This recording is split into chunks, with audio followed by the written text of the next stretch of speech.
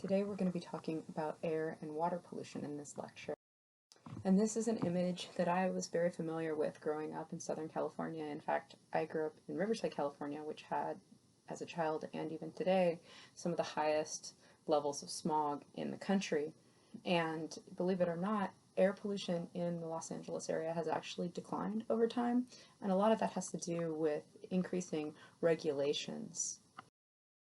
When we talk about air pollution, it's really any material that we breathe in and can harm living organisms and impact us.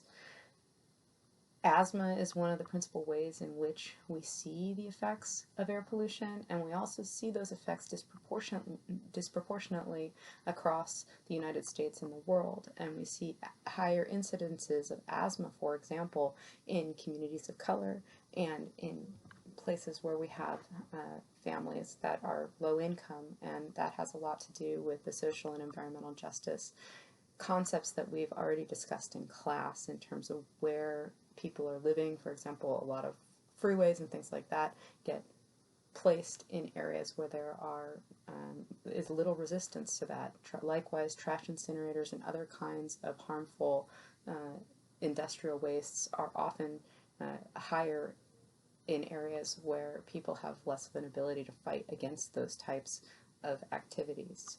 And they're really, and not just asthma, but there are other kinds of air pollutants that can lead to serious health risks like cancer, respiratory infections, cardiovascular diseases, etc. And so if we look at deaths from air pollution, this is almost a decade old data set, but what we see is that lower levels of pollution are experienced especially in the global north, and that mostly has to do with regulation. Some of the worst air pollution in the world is in countries like India and China, where there's very little regulation of air pollution. However, what we do know under this COVID-19 crisis is that the EPA has just deregulated a lot of the companies and told them to self-regulate the amount of pollutants, both air and water pollutants. And so that's a very dangerous thing if we think about the crippling effect that can have on our ability to regulate pollutants in the United States. Two different types of pollutants, and this goes for air and for water. Point source pollution is a type of pollution that you can actually trace to a single source. Non-point source pollution is a pollutant that you can't necessarily know exactly where the pollution comes from, right? And so vehicles, lawnmowers, things like that. And so point source pollution is a lot easier to regulate because we know where it comes from, whereas non-point source pollution is much more difficult to regulate. There are also sort of two different kinds of air pollutants. Primary air pollutants are the ones that are released directly from sources, whereas secondary air pollutants are those that are formed when they react with other primary air pollutants. And so that's an example of that is ground level ozone. For example, we know that nitrous oxides are responsible for ozone formation, but it's a photochemical reaction that happens on hot sunny days that takes nitrous oxides and turns them into O3, or ozone. Particulate matter is one of the important concepts that we need to understand when we think about air pollutants. And so these are particles and droplets that can remain in the air for long periods of time: smoke, soot, and just about anything that's burned.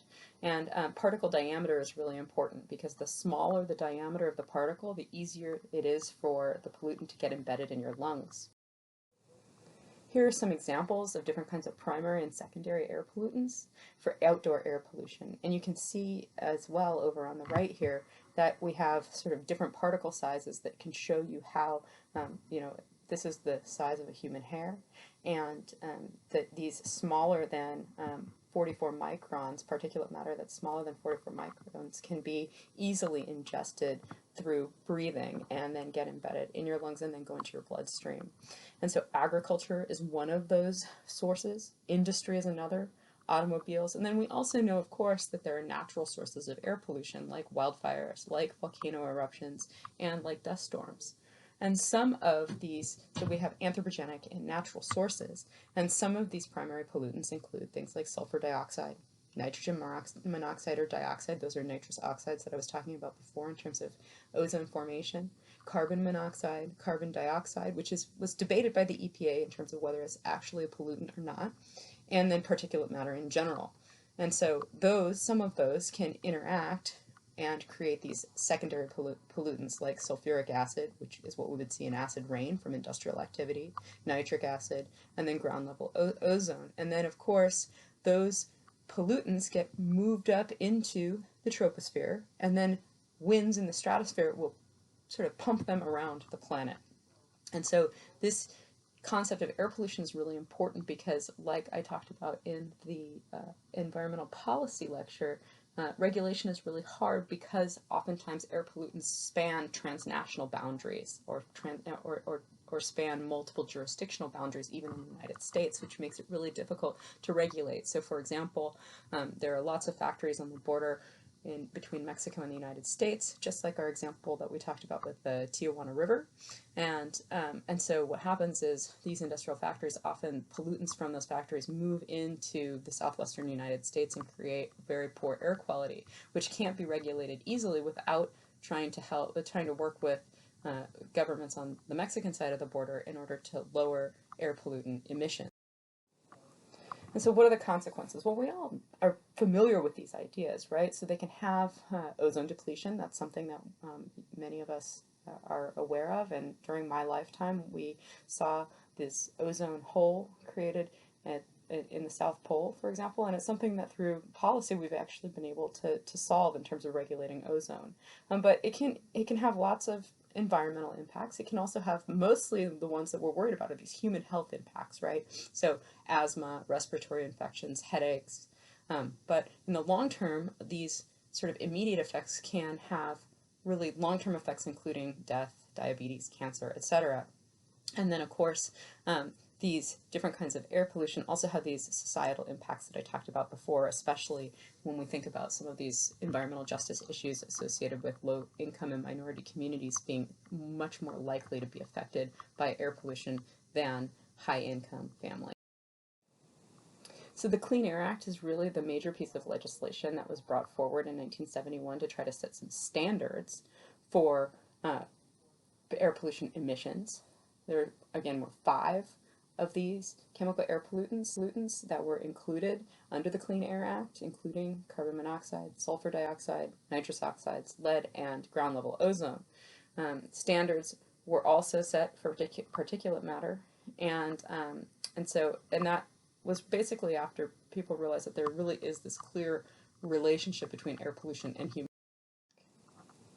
Another type of air pollutant is volatile organic compounds. We might not know very much about them, but they are basically occur from synthetic materials like that might even be in your home when we talk about indoor air pollution. And they are chemicals that evaporate and released into the air as gas, and they can be pretty damaging. And the EPA also recognizes some of these other air pollutants as having adverse effects on human health. Now, if we move to indoor air pollution, that's a real growing concern for public health scientists. So we know about cigarette smoke and its impacts, and we've known about that for a long time, but things like paint, carpet, and furniture, they release these volatile organic compounds in our home. And so, and outdoor pollutants can often make their way inside of our homes. And also some cooking methods in developing countries can also really have an effect on indoor air pollution. I'm going to show you a slide about that in a moment. And so we need to sort of think about how we can remove those sources and store different kinds of pollutants and make sure our houses are ventilated. So here's a picture of indoor cooking in the global south. This is a very familiar picture for me. When I was in the Peace Corps in Honduras, I actually did a stove building project with several women's groups from 2 different villages, in which I did a survey of family respiratory illnesses before we made these stoves, and then we built stoves in 40 different houses that had chimneys on them. So for the first time, the smoke was actually going out of their houses. And then I did a survey afterwards to look at the incidence of respiratory infections in those families, and actually there was a decline. And so trying to minimize the amount of indoor air pollution in your homes is really important, because especially living in a place like where I live